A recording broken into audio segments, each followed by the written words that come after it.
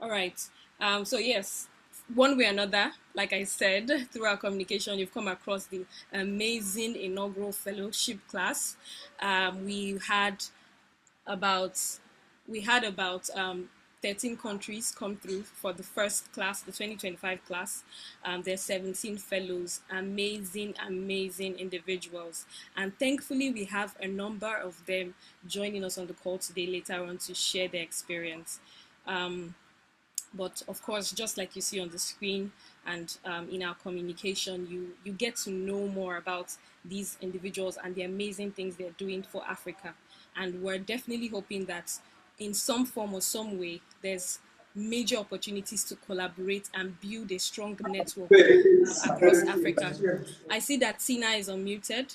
Okay, thank you, Tina. Okay, let's move to the next slide. Yes, I've kind of highlighted this, so I'm just going to go through it very briefly. Why mid-career and why now? So mid-career professionals are typically those with 10 to 15 years of experience. They hold significant expertise. They're specialized. They have specialized skills, and they are often in leadership or managerial roles. And the reason for this, like I said, we're looking for the 1% that can activate 99% of Africans, and that's why this part. Um, Apologies.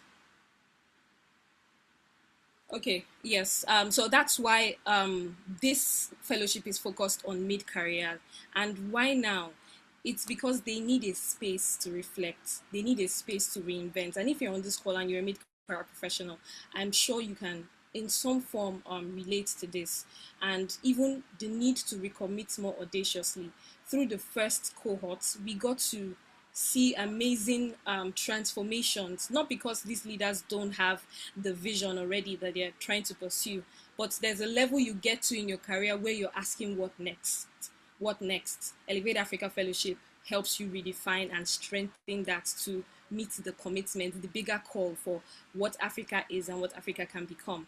And that's why, yes, I see people saying, I see someone in the comment section, yes, you can relate to that reinvention. Awesome. So that's the need.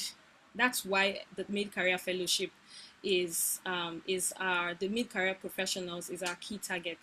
Um, let's move on to the next slide. Thank you. So the 2026 journey has already begun, has already kicked off. We went live on the 9th of January, as most of you may know, and we're going to announce an onboard fellows by the end of this February. I'll give more key details in a few slides coming.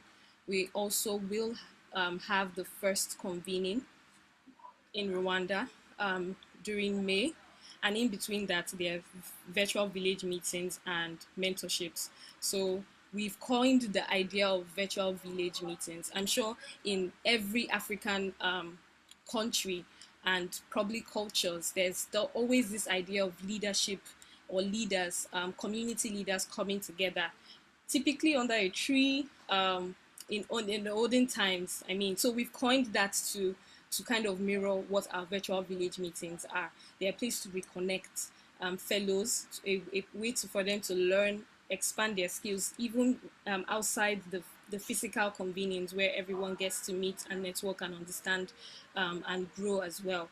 But that's one key thing. So across the journey, there's the virtual village meetings to plug fellows to each other, to connections, to resources, helping them build their capstone projects and the rest. After the first convening in Rwanda, there's going to be the second convening in Nigeria, and then the third convening with a location to be disclosed, which typically always falls in the timeline of the annual Elevate Africa convening. I'm sure most of you may know that last year's annual convening for Elevate Africa happened in Botswana, and in the coming months, we'll get to know what African country it's happening in 2026. All right. Um, So Dr. Amina Group Fakim, the former president of Mauritius, which we had the privilege of visiting during the 2025 fellowship, said that life is the hospitality service we are called to serve. And I dare say no one more than mid-career professionals understand this. You're at a place where you've gone through the early career stages of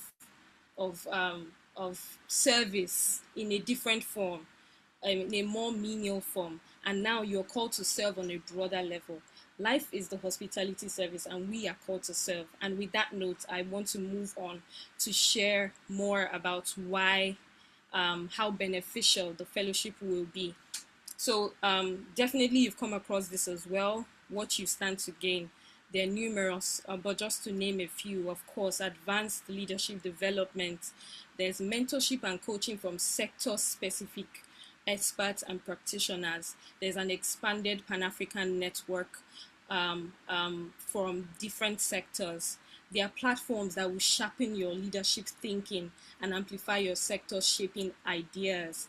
There's the opportunity for you to be supported to design and advance in your capstone project, which is aimed at strengthening your sector, strengthening and supporting how you're able to give back to Africa. There is also the visibility part, of course, and then the lifelong membership in the Elevate Africa Alumni Network. All right, so I'm just going to briefly run through this. Last year we had amazing faculty members, amazing facilitators, and in 2025 we kicked off with the external shortlisting and selection panel, and this year we will also be doing that. So the external panel and selection panel are those who come together to vet the finalists, the semi-finalists of the Elevate Africa Fellowship. Last year we had our dear Moma Deng, Elsa, we had Dr. Paul, we had Louise. You can just see their names on the screen. These are top leaders in Africa. During virtual village meetings, we had the likes of Debola, Deji Kurumi, DDK, the powerhouse in the leadership development sector across Africa, and very, very well known in Nigeria. We had one of our global ambassadors, Selom Kofi Dake, and we had the absolute honor of having Her Majesty as well during one of the virtual village meetings. The Thought Leadership Review Board was formed by Dr. Juliana Oyegun, Selom Kofi Dake as well, Professor Paul Morrison, and Kim Stokes Schofield. And then the capstone coaches was made up by Mr. Daniel Ekwenobi, Mr. Femi Taiwo. All these names, these are the people behind the scenes making sure that Africa is elevated. I mince no words in saying that. We also had a number of amazing cohort facilitators and partners last year. Just to mention a few, we had the likes of His Royal Majesty Ogiame Atuache III, the King of Warri, as well as Olori Atuache. We had Professor Yemi Osibanjo. We had Dr. Amina Group Fakim, the likes of Vusi. We had the likes of Fela and Tara Durotoye, and the list goes on, as you can see. These people refined, reshaped, helped fellows reinvent themselves, and we cannot be thankful for their guidance enough. All right, we're going to go really quickly through this just to show you a glimpse of what last year looked like. We had the Convene in Nigeria, like I said. Fellows got to meet industry leaders in government, in finance, and also even got to give back. That's one key thing that I haven't even touched on about the fellowship. It's while you're being developed as a leader, one key way to put in back to the system, even while you learn, is giving back. And throughout all convenings, fellows gave back to the community. There were some held in Mauritius. There was a give back in Botswana. There was a give back in Warri Kingdom while they were in Nigeria. They participated in the Women Aligned Women Conference, the one in Warri, and also supported the one held in Ghana. There's also what happened in the classroom-based learning during the second convening in Mauritius. A lot of key amazing highlights from all the leaders you see on the screen, and much more. And of course, the final convening in Botswana, where fellows got to interact with top leaders in the African continent. They held their individual, they presented their capstone projects. They had an official graduation ceremony. They got to work on an African themed podcast. I'm sure that on the Elevate Africa platforms, you get to hear more about the intelligent conversations that have been had. It's been amazing. And of course, like I said, they also got to give back. It was an amazing and very, very transformative time. And without further ado, okay, okay, the impact of the fellowship. I'm just going to leave you to capture as quickly as possible some of the feedback that the things that have shaped our fellows and how they've interacted with this. Some got to we understand that leadership it's is more than the title, but it also refined how they see themselves as leaders. Um, some shared how it's deeply refined their values, their responsibilities to be builders and reclaimers of their voice, their identity, their legacy. Some even got more bravery to keep pursuing what they're doing. And overall, the class was deeply, deeply impacted. 92% of fellows reported significant clarity in their leadership direction, which is very, very important for mid-career professionals because of the stage of where they are. 61.5 of them gained new sector connection and collaborations because remember, they're going through all of this while networking, not just among themselves, but across various gatherings that the fellowship allows. 77% of them increased in their professional visibility from the fellowship, and the list goes on. And I think without further ado, I want to bring on one of our fellowship alumni. But before then, Vusi has a way of directing us in the right way of what leadership should be. And here during one of the convenings held in Mauritius, he said that when you lead people, your job isn't to tell them what to do, is to remind them of who they are. And and on that note, I'm going to welcome one of our alumni. Bidemi, who are we taking up first? I please confirm Bola Edwards is on the call. Bola is the co-founder of Proud African Roots, a company transforming children's learning experiences through storytelling, theater, media. And she's a media producer, she's an actress, she's a creative director. She's the actor behind the beloved series and children drama. She's widely known as Grandma Wura. And without further ado, I'd like to pass the mic on to our dear Bola Edwards. Thank you so much for being here with us, Bola. Thank you so much. I hope you can hear me, Anita. Oh yes, yes I can. Awesome. Let's before Bola goes on, let's just give her a round of applause in the comments as much as possible. Thank you. Yeah, All let me right. see. Yeah, thank you so much, Anita, and welcome Okay. everyone on the call. I mean, this is the place to be. It's rich, it's authentic, it's warm, it's everything that you need, and I'm so excited that it's African. It's proudly African as well. So basically, Anita has already talked about what we do at Proud African Roots, creating content for children, using those contents as educative materials, using the arts as education, alternative education for the children. And as a matter of fact, it's been a tool that we've been using to raise the next generation of leaders that are equipped with the right values for leadership because a lot of our problems on the African continent have been around leadership. And not to waste any of your time and tell you exactly what the experience was for me with Elevate Africa, which was a dream come true, really.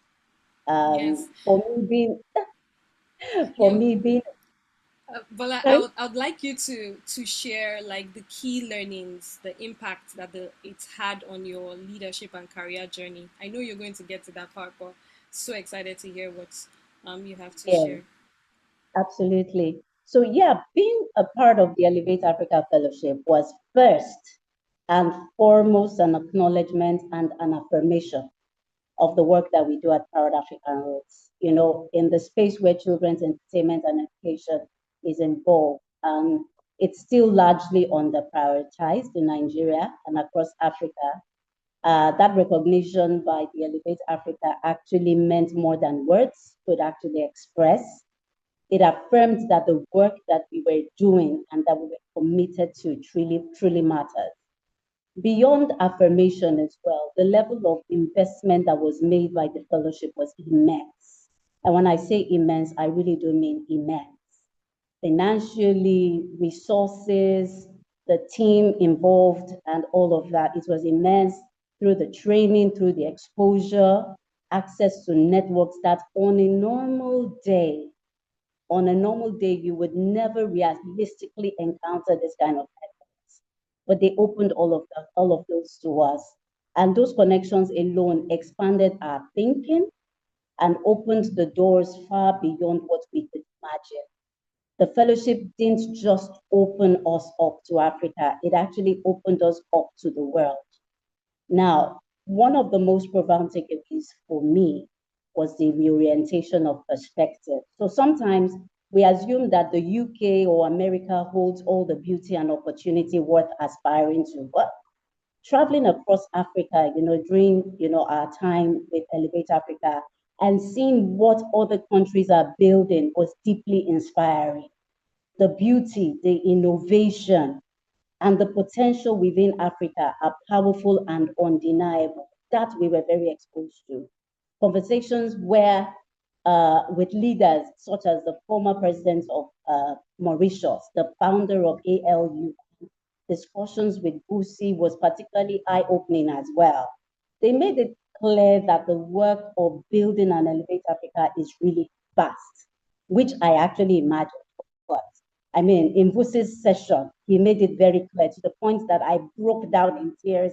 There was a burden on me, a burden of leadership, and I just, I don't know if I embarrassed myself, but it was it was intense to the point that I broke down and I said to myself, I've not even started. I thought I'd been doing a lot of work, but Vusi in that class actually made it clear that you can't even be, you can't afford to be, what's the word?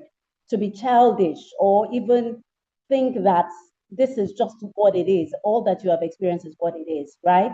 And that there's so much more, and you have to be radical, even more radical than you've ever been. And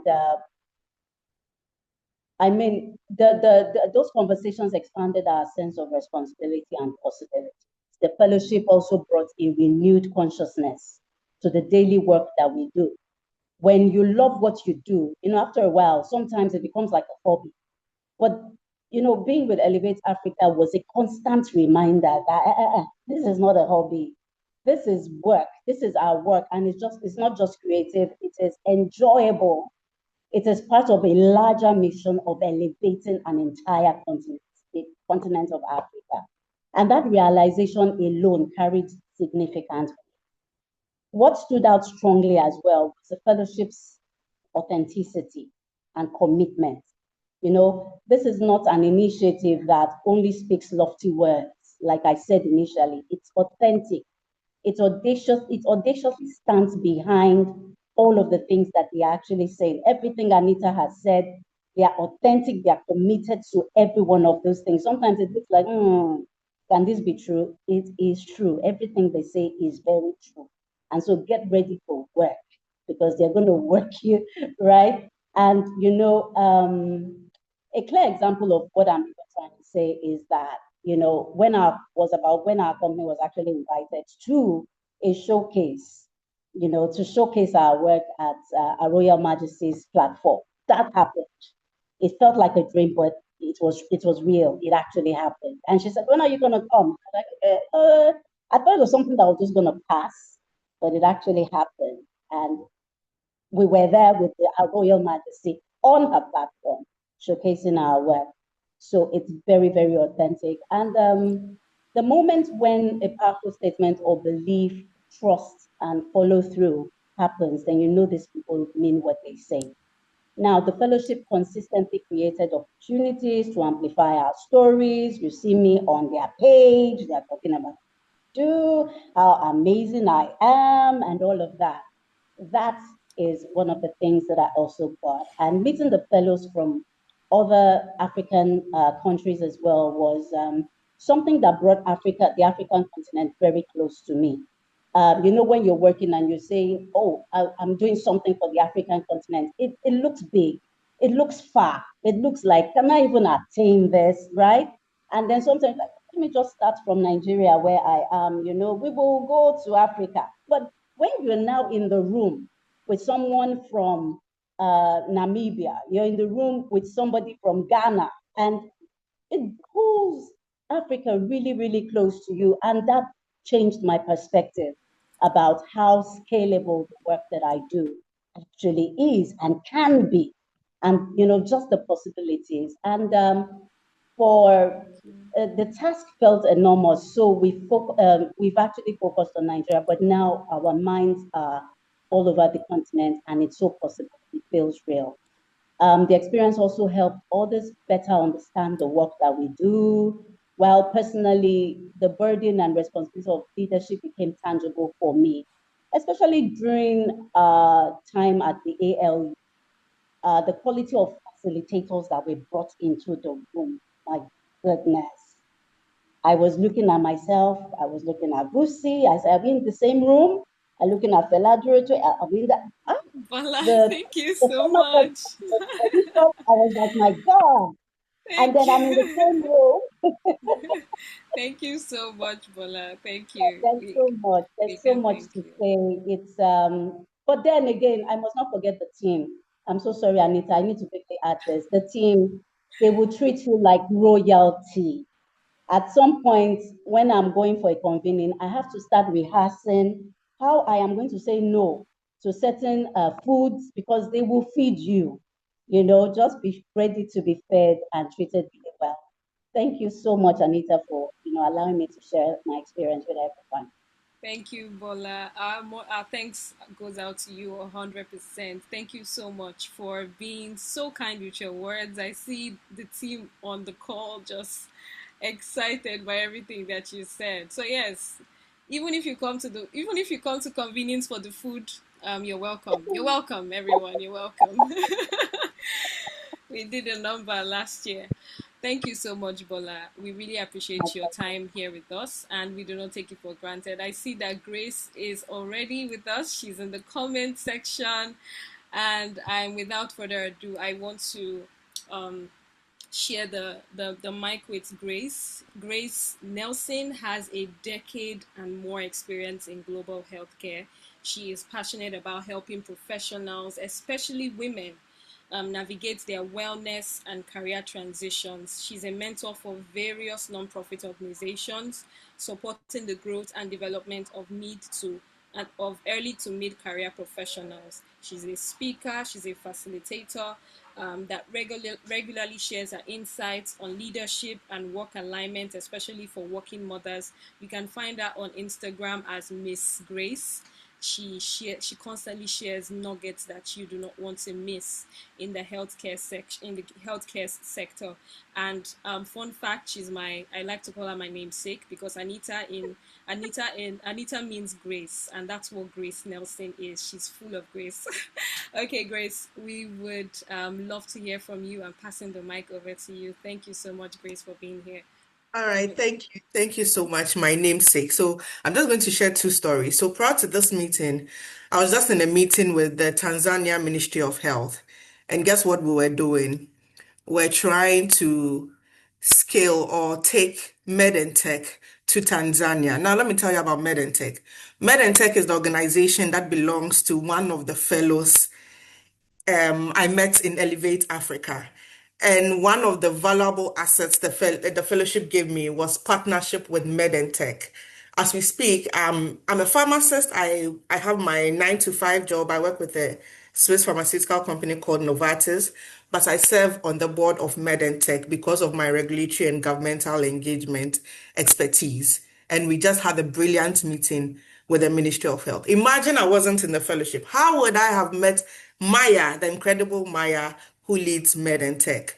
So, ladies and gentlemen, if there is anything you are looking forward to in this fellowship, it's going to open doors for collaboration. People from various countries.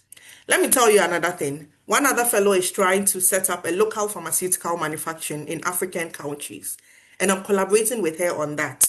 Imagine the exploits we are going to do, and it's all because of the Elevate Africa Fellowship, the avenue through which we met. Another story. So yesterday, a colleague called me telling me about all the things that's going on that he does not like and the fact that he feels people can do things this way, that way. And so I asked him one question, what are you doing about it? And guess what he said? He said, as for me, I've given up. I don't want to do anything. And guess what came to mind? The convening we had in Mauritius when Fela Durotoye said, if Africa must be elevated, it needs the hands of Africans to elevate it. It has changed how I manage people. I manage people at work. It has changed. I mean, you won't just find me complaining. If I'm complaining, it means I'm willing to put in the work. And being in this fellowship changed my mindset. Having conversations with leaders who have been through it, I mean, it just changed how I think. It just made me realize that, look, Africa has potential. And it has potential because we have problems. If we don't have problems, really, what are we going to solve? Our problems are a lot.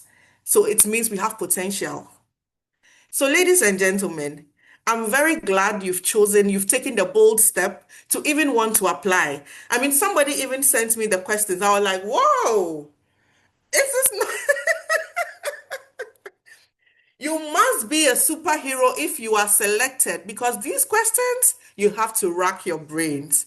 And trust me, once you are the prestige, the fact that everybody sees you in a certain light because you've been selected for a fellowship by Africans for Africans. You know, a lot of these fellowships are, I mean, they're funded by people from the, and there's nothing wrong with it, honestly. But if you are having a fellowship by Africans for Africans, trust me, the level of prestige is different. And there is no way you would want to be than being part of this fellowship. So I would encourage you, follow Elevate Africa on all their social media handles. Try to be at the I'm hoping that you are selected, but in case you are not selected, do not give up. Attend the convenings, engage with Elevate Africa. There's so much more you can learn. I think I cannot talk as much as Bola did, so I'm going to end here. Hopefully I didn't talk too much. Thank you so much, Grace. You said more than enough. Thank you so much. Thank you. I think she has already kind of wrapped up with the question I wanted to ask for advice for prospective applicants, and I mean, she said it all.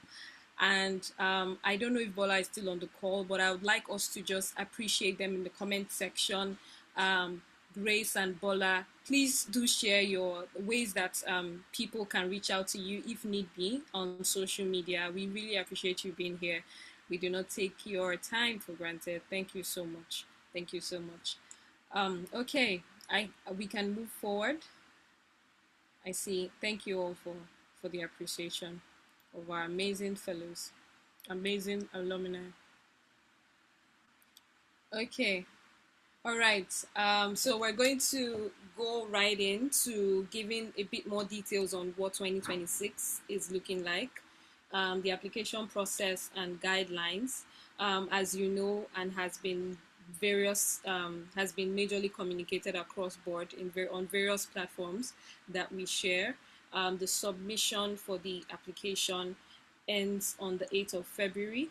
That's in how many days? 4 days. 4 days. 4 days. So you have 4 days to put in all the best.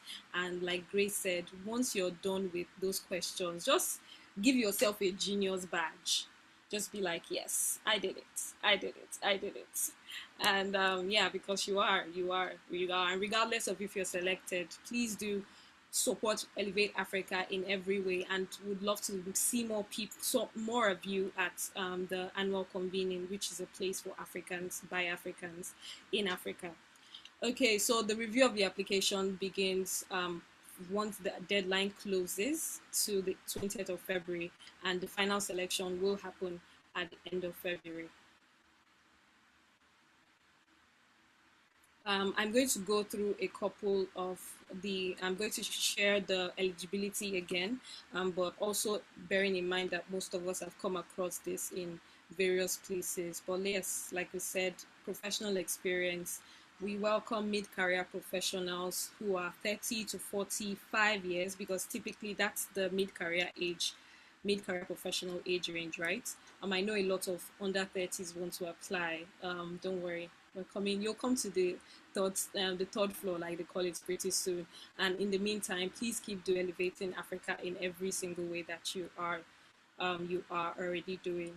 There's also going to be there's also the 10 to 15 years of experience in your field, which is going to be very noticeable by the solid track record of leadership and excellence. As you've seen, our fellows, some of the past fellows on the call, we just had Grace and Bola. These are leaders in their industry. They're shifting things. They're shaping policies. They are building up the continent in various ways. So that's what we're looking out for. We're looking out for that majorly. And nationality, you have to be of African descent, but it's okay even if you reside outside Africa, but you have a strong commitment to the continent. There's the leadership and impact part, which has to be a very clear demonstrated leadership in your community, and showing how you share positive impact. That will come through some of the ways that we've curated in the application questions. We can tease that out from your experience, as well as your commitment to community development. So like I said, the Capstone project is one key way that we aim to give back to the continent. And as you've heard Grace mention during her talk about some of the Capstone projects that have gone live, and they're across countries doing various things, and they're closing out more and more partnerships and deals to expand healthcare across Africa. That's one way, that's one Capstone project. So we are very committed to finding Africans who are committed to giving back, or who have given back in some way or some form. There's also the need for innovative mindset, a very proactive approach to problem solving, and your willingness to adapt. There's the potential for growth. How are you able to exhibit and show that you have a growing desire to contribute to communities and sectors through the fellowship experience? Passion, of course, for shaping African narratives. We cannot underestimate this. So we want to see more people who are influencing, shaping, and promoting positive narratives across the continent. As well, the commitment that fellows we expect of the 2026 fellows is active participation, upholding Elevate Africa values, committing to the positive African narrative. And for the 2026 cohort, you'll be expected to cover your personal travel costs for in-person convenings, which will happen in Rwanda, the first convening, and Nigeria, the second convening, as well as the third convening, which is to be in a location to be disclosed. So that's for your international travel. For everything local travel, accommodation, feeding, every other logistics is covered by Elevate Africa. And of course, you have to be willing to support the alumni community beyond the fellowship. So those are just a couple things to pay attention to on eligibility. And I'm sure I was very clear on who's eligible and who's not. Can we move forward, Bidemi? Thank you. All right. Before I hand over to my colleague Bidemi, I want to just run us through a couple of the FAQs. We're not going to go too much into this, because you can actually just go to the Elevate Africa website at www.elevateafrica.org to see and scroll to the fellowship part. You see all these FAQs and even more documented there to answer the majority of questions. So you can see who can apply, which I've already taken us through. You see the clear application process, which for the purpose of this call, I'm going to reiterate. You're going to submit an online application platform. You have an updated CV.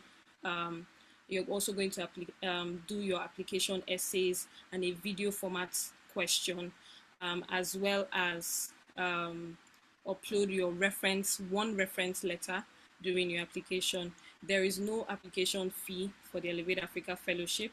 Please be mindful of any other communication that says otherwise. There is no application fee whatsoever. And the only cost to participate is your self-funding travel costs, which I've mentioned earlier, for the three in-person convenings in May, August, and October 2026. The expected time commitment for the in-person convenings is 10 to or for the fellowship is 10 to 12 hours per month, including all virtual village meetings, the mentorship and coaching, speaking engagements, your thought leadership articles, your capstone project, peer learning, and group work. It's a very structured process where definitely you have time to work and also expand your knowledge throughout the fellowship. The benefits are as I've mentioned earlier. Fellows are not paid a stipend for the Elevate Africa Fellowship. The duration is 9 months. The application, how to apply, how will your application be evaluated? I've mentioned that there's an external board. There's also a first to third level review, which the Elevate Africa will conduct before moving to the external board. There's also the need for a reference letter, one reference letter from to be uploaded. There are two references, but you have to upload one reference letter on the platform. I guess all these other things on the screen are things you can definitely see on the website, like I mentioned. Yes, and I'm now going to invite Bidemi Allow to take over the live Q&A section. Thank you. Over Thank to you so much, Monica. Thank you, Bola, and thank you, Grace, for sharing your fellowship journey. Just to mention, and I'm sure Anita might have forgotten, so there are limited need-based scholarships which will be available to some fellows. This is just to reiterate again, it's on a need-based.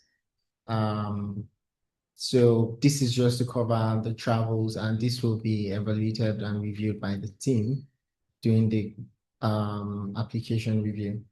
So we'll now be moving into the Q&A portion of the session. Please feel free to drop your questions. I'm sure you all have questions. I can see some people, their hands are raised already. Feel free to drop your questions in the chat. And just to let you know, there are no bad questions. If you're thinking it, I'm sure someone else is thinking it. So please do ask your questions. Okay, I can see Kazizat. Okay. Hi, Kazizat. Yeah, hi, Bidemi. So it's nice to hi everyone. Azizat or Kendi, whichever one suits you. I go by both. So I'm currently based in the UK. I have a question. I'm a finance professional. And while I was filling the form, I had to see I got to I think I'm in the fifth step. And it was asking me about my community, my project, and heavy other things like that. And like I said, I'm a finance professional. I've worked in finance, accounting related field all my life. And I've not have one like a specific like project. Do you get like something like community project or something like that that I can say actually work on other than being the leader of a team in my finance related space and all of that. So I'm wondering how do I relate that? I'm having difficulty answering that question because these are personal, these are finance, and you know how finance is. I can't, there are some things I'm not allowed to actually like put in there. So I just want to know if I can skip this stage. Obviously, it's actually starred, so it's compulsory I answer them. So can I just answer and just limit it to what's it called? Limited to just the little thing. Please, there's a delivery. I have to go now. Please, I'll send.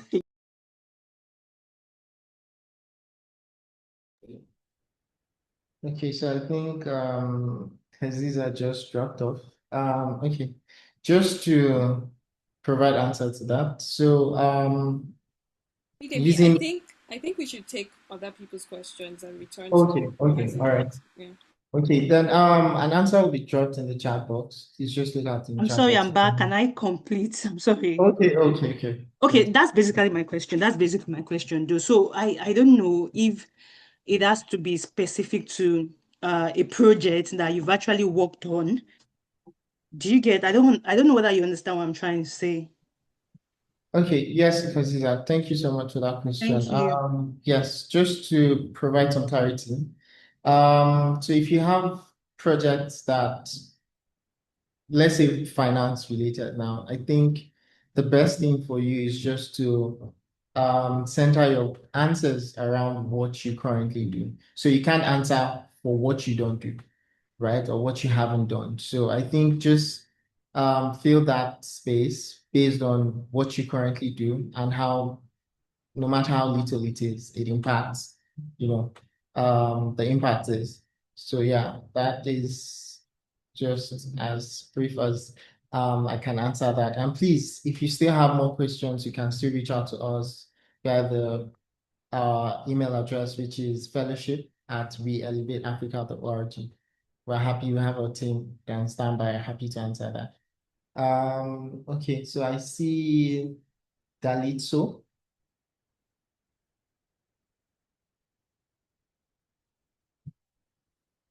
Dalitso, you can answer your question now. Hello, Bide. Oh, hello. Yeah, thank you. I'm Daritso Mageregere from Malawi. I'm very passionate about Africa, Pan-Africanism. My question is regarding it has been indicated that the Elevate Fellowship only cater for accommodation and local transport.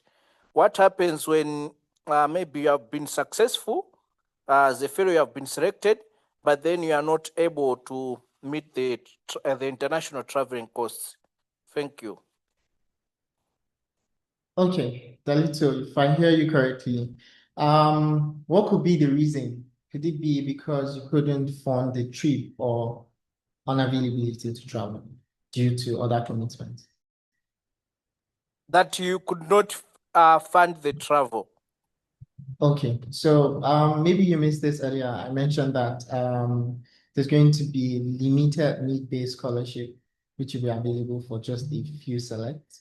And yes, so there's that bit. So we're just trying to would encourage you to apply regardless. And if you fall under that category that, you get the scholarship, then fine, we'll cover the travels for international and your accommodation, feeding, and everything. All right, thank you. All right, Kindness. Hi, Kindness. Hi. Hi. Uh, Good morning. Actually, I do have two questions. The first one, and I mean, both you or the alumni can also answer. So when I was answering the questions, I'm not yet done with my application, but I came across a lot of questions regarding what I'm doing, and I realized that I have done a couple of things. I've led Africans in Lithuania Network. I'm leading a mentorship program. I'm doing all these things, and I was a bit struggling how to bring all those skills together and what should I focus, what will be the most valuable skill to focus on for my application, just so to make sure that I can fit into the goals and also the values that Elevate Africa is looking for. So my question is really like, how do I bring those skills together? Is there any recommendation for, okay, do you focus on one thing or do I bring it together as a like kindness in one application? And my second question is there was a question about how much I earn, like a salary, my job. I just relocated to a new country after 11 years living in Europe. I'm now in a new continent, really, and I'm yet to start working. Obviously, I don't want to say I'm making this amount or that amount because I I only have my savings, right? So I was wondering, how do I answer that question? Making sure that obviously if I say, oh, I'm earning this amount, when I get there, I don't say, oh, I don't have a job. So I just wanted to know, how do I bring those two things together? Thank you. okay, hi, Kindness, and well done on the great, amazing things you're doing. So to answer your first question, I would say, okay, to answer your first question, I would say that you should pick your strongest, the strongest, right, that demonstrates leadership. Like Anita mentioned, what we're most looking at is people that have demonstrated strong leadership and have clear track record of impact. So I would say center and just focus, just pick one that is the strongest, then use that as well. Then to answer the salary bit, I think it's safe to say, even though you don't have a job currently, you can sort of budget how much you can spend or give to a course like this in a month, kind of. So I think you should use that sort of framework, then it will help. Yeah. I hope Thank you also, very much. yeah. So I see Abimbola. Yes. Hi, Yes. Bidemi. Hi, Anita. Thank you so much. This has been very helpful. My question is very closely related to kindnesses, but I guess it's a bit broader. I really, really enjoyed when, Anita mentioned that mid-career professionals that are navigating the what next stage. For some of us, we have jumped ship from the, being employed, by like a corporate organization to being self-employed, which is why I said there's similarities, with kindness's question. So my previous work has been very much domiciled in changing the narratives about Africa through storytelling. And now I have pivoted into how can I create specific solutions for people in that ecosystem, which brings me to the point of there's no funding secured so far. There is no salary so far. There's just the previous experience and expertise and the direction that we want to go, right? With this what next. So how do I navigate those questions around, okay, so what are you doing? Because I'm finding myself in that tension. Do I talk about the past? Do I talk about the future and all of that? Okay. So interesting and well done. I would say do a mix of both. Talk about what you have done in the past and what you plan to do in the future. So just look for a middle ground. Just do a mix of both. Because the past reflects your previous experience and the future reflects what you plan to do for Africa. So yes, that would be my answer to that. Awesome, thank you. Okay. Dalitso, I can still see your hands up. I don't know if you have another question. And please, you can send your questions to us via email at fellowship@weelevateafrica.org and also in the chat box as well. We have team members currently answering questions.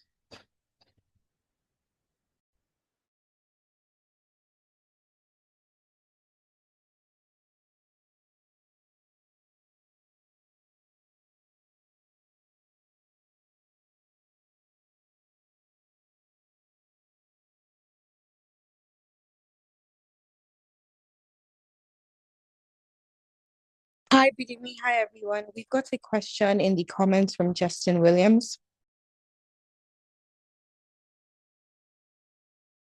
Okay, Princess, do you want to read it?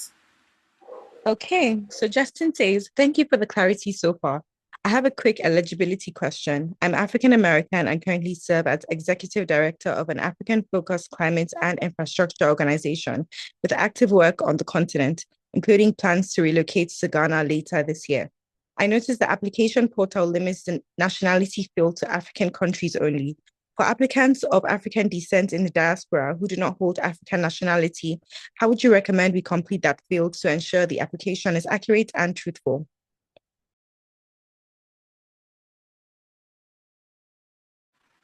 Okay, thank you, Princess. I think we already mentioned that even though you are in the diaspora but of African descent, please put your country of birth in anywhere that has to ask the African descent question, or your country where you were born, basically.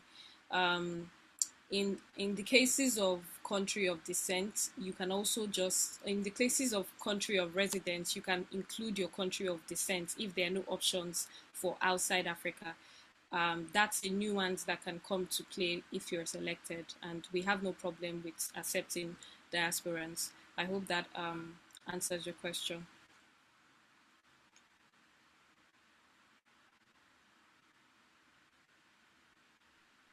And while, okay, Bidemi, go ahead, please. Okay, sorry, I just saw a question that said, how do we contact you if we have technical issues submitting data, please? We would leave our email address in the chat box now, fellowship@weelevateafrica.org. Kindly send us an email and a team member will definitely respond to you. All right, thank you, Bidemi. I also wanted to say, give additional insights to kindness. Kindness, I deeply understand your question about how much you earn. And I see someone in the comments also asking why that data was needed. So for context, we are collecting information about mid-career, which is sort of a research purpose. It also has a research purpose to it. So please feel free to include the actual your actual pay without feeling any type of way. But to answer specifically to kindness who's transitioning, I think it would be useful for you to include your previous pay. That kind of gives a sense of where you've been, even if right now you're still moving to the next stage. So please do share all that information with us. Thank you. Thank you, Anita.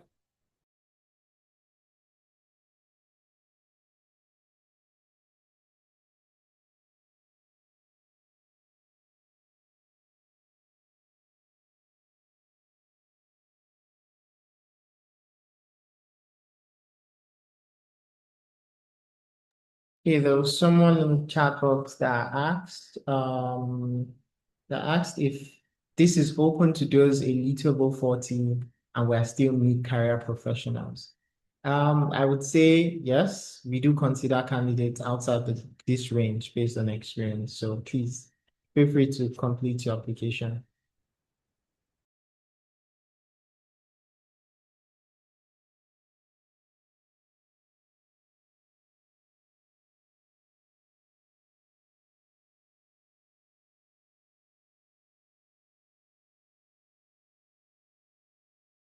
Okay, someone also asked what the class size for this cohort to be. Class size for this cohort is, we're looking at 20 fellows for the 2026 cohort. Okay, hi Bidemi, hi Anita, hi everyone. Hi, Harry. Yeah, so I just have a quick question, right?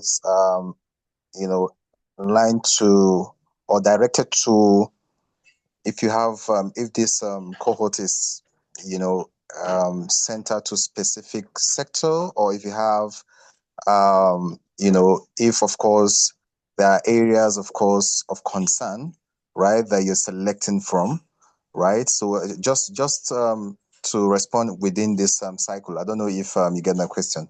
Thank you. Okay, yes.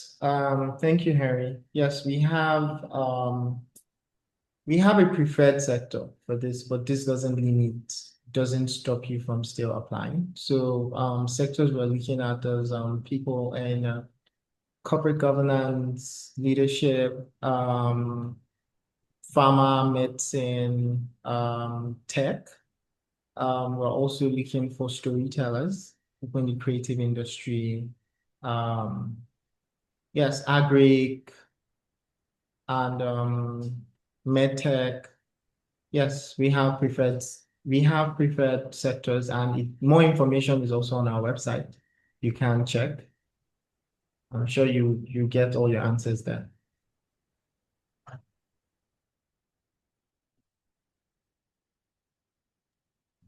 Awesome. Thank you so much.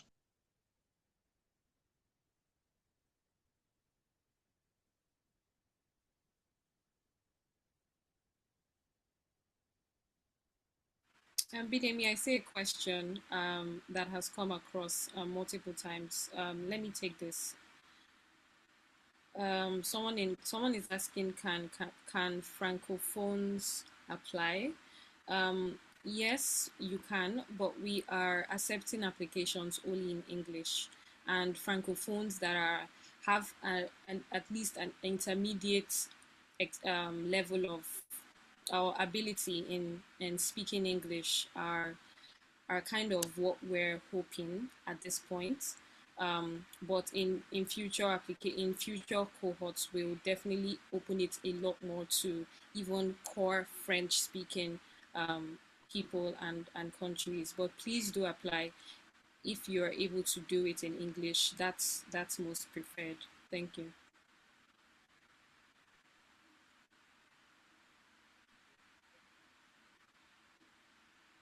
Okay. Samuel, see your hand up.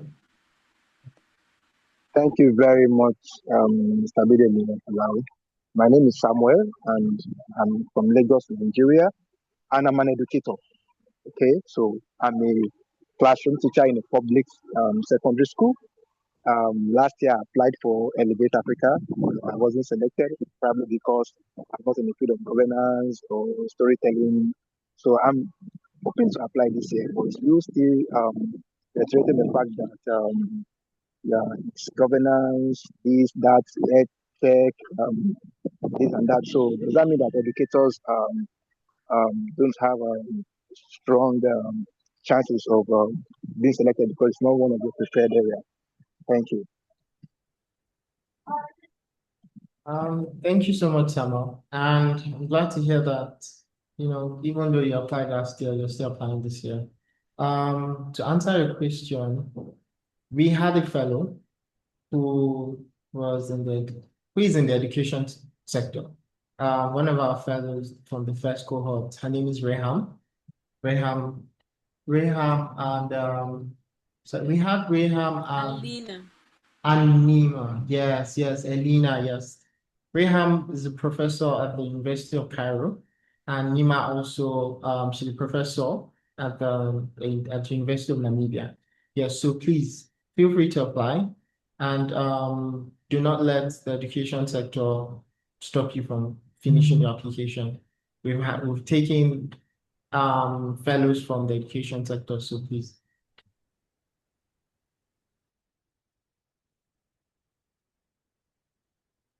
We've got a question from Austin Oliver that has come up twice, and it says, can a fellow below 30 apply?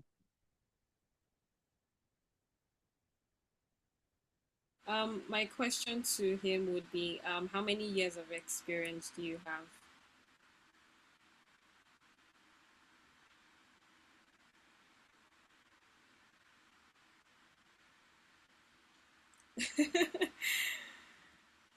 Yeah, so we already addressed this. Mid-career professionals, we typically know that they're above 30 because you would require 10 to 15 years of experience.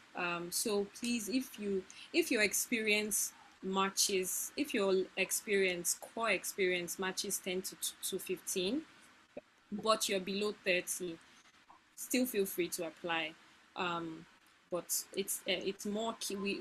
We're just using the range of what mid-career professionals are typically like. 5 years of experience. I'm a storyteller. Okay. I'll just say, Austin, keep doing the great work you're doing. And in a couple years' time, we're still here waiting for you.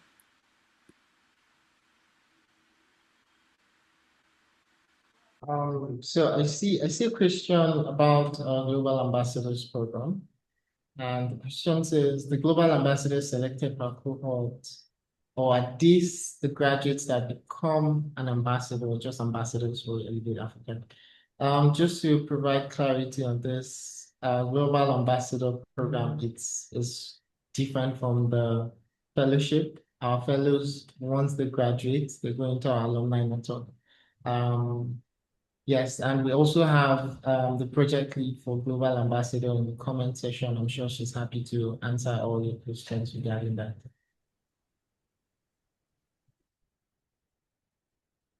Abdul Majid Lawal, I see your hand.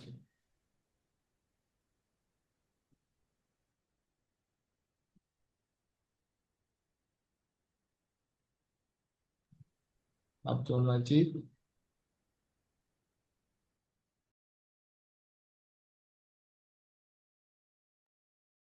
So Abdul Majid has asked his question in the comment section where he asked how he can find the link to apply, which has been responded to. Thank you, Princess. And for those still looking for the link, it has just been shared again in the comment section. We elevateafrica.org/apply. Yes.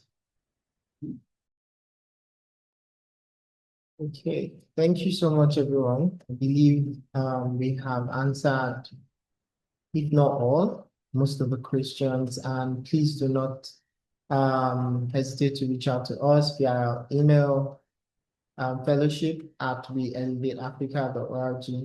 If you have any technical issues or if you have any questions, please do not hesitate to reach out to us. We are here to provide answers and also help you complete your application. And just to also encourage you, if you haven't started your application or you haven't completed it, please do complete. And the fellowship application closes on the 8th of February, 2026, which is 78 hours from today. If you're currently in our mailing list and you need tiny reminders, we're happy to send reminders. I'm sure you'll be getting reminders from today till the close of the application. And if you have also applied, please be on the lookout for your email. Okay, sorry, I see Princess's hand up. Hello, Bidemi. Please forgive me. We have a repeated question from Rebecca. He says, hello, is the question about how much you can earn to help determine if you can fund the trip, or it's about analyzing how much you've earned throughout your career? I believe this is in response to Anita's response. Okay, yes, so this is not about whether you can fund the trip, Rebecca.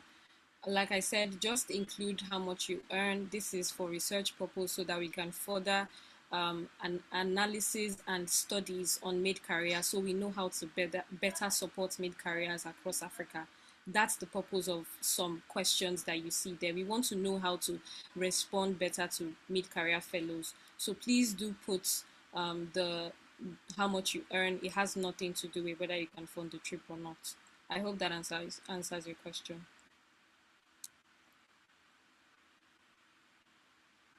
All right. Demi, Thank over to you. Yeah, thank you. Thank you, Anita. Okay, so just to reiterate, whether you're just starting your application or just putting the final touches on it, please we encourage you to keep going. If you need any clarification or encounter any challenges, please do not hesitate to reach out to our team. Our email has been sent to the chat box. Our website is also available where our team is 24 hours available to respond to questions and profile clarity where Keela, I see your hands up. Yes, thank you. Good morning from the US. I sent a question via email about my application process. There was a question, I think it's in section 3, where it asked you to select all of the countries in Africa that would be impacted by your work.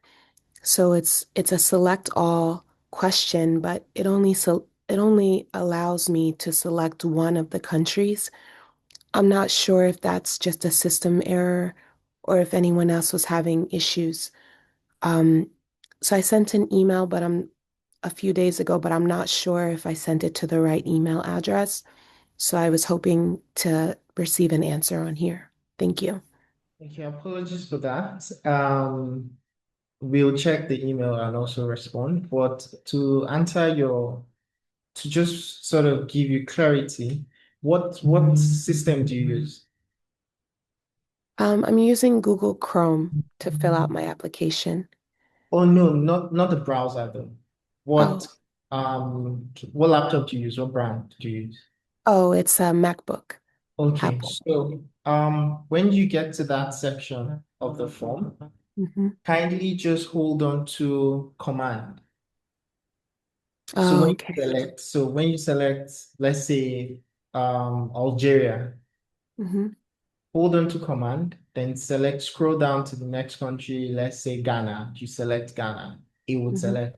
Then just hold on to command, scroll down, let's say Kenya. You select Kenya, it would. Please try this. If you still encounter any issues, please just reach out to us. And if you're also using a Windows laptop as well, HP, Dell, Lenovo, kindly use your control and select. Just hold control and select, it will work. Okay, so I did try that, and it's selecting all of the countries instead of just the ones that I want. Okay. I'm logging in to try again, but I don't want to hold everybody up. Oh, let's try again. And if command doesn't work, try shift. So when you Shift. hold, yes, try shift. Either shift or command should work. And if Okay. the issue persists, please reach out to us via email and also, yes, please reach out to us via email. Okay, We'll be great. on the lookout for that, yes. And good luck with completing your application. Thank you. Thank you so much. Yeah.